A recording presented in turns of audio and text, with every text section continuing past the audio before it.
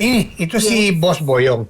Eksperto siya sa mga vintage items. I asked him to come para ma-evaluate niya, tignan niya kung may value itong music box ko. Wow, ganda naman. Kano ba yan? Mga milyon ba yan?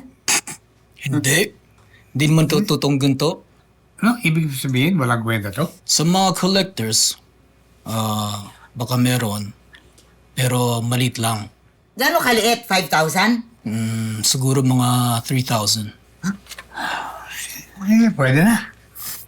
Pero, para mabenta mo to, kailangan mo ipalinis at ipa-assemble.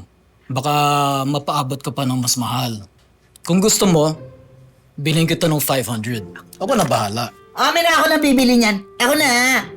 Ano naman gagawin mo dyan? Bibigay ko kay Didi. Mahilig siya sa ganito. O, sige, bayaran mo ako ng 2,000, ha? 1,000. Deal.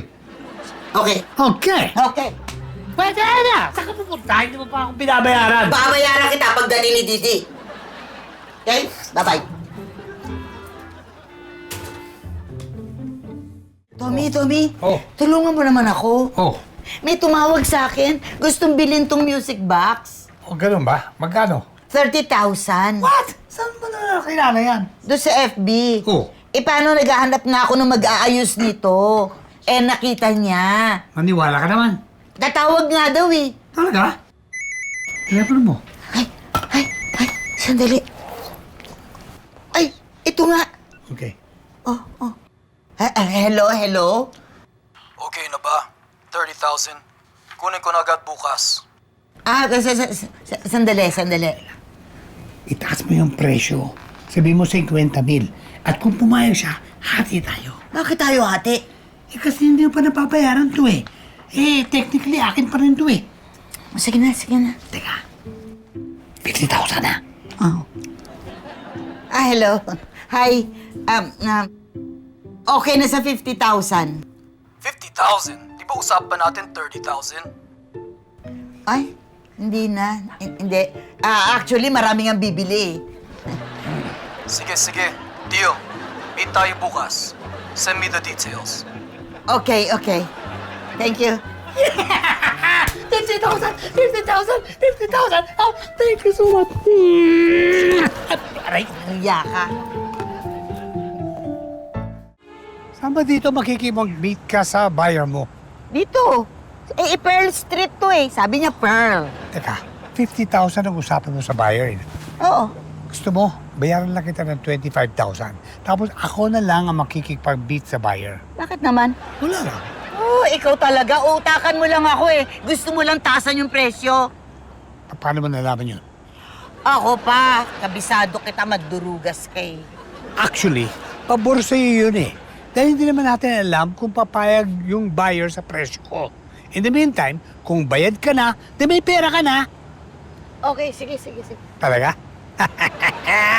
Okay, ito ha, 25,000. Ayan. Oh, ayan na natin yung kausap ko. Ayan.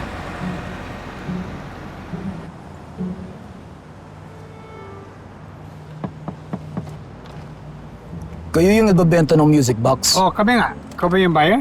Oo. Mimi, bakit sira mo pa si Tommy? I'm just help. Teka muna. Paano mo ako kilala? Ha? Boss Bayang!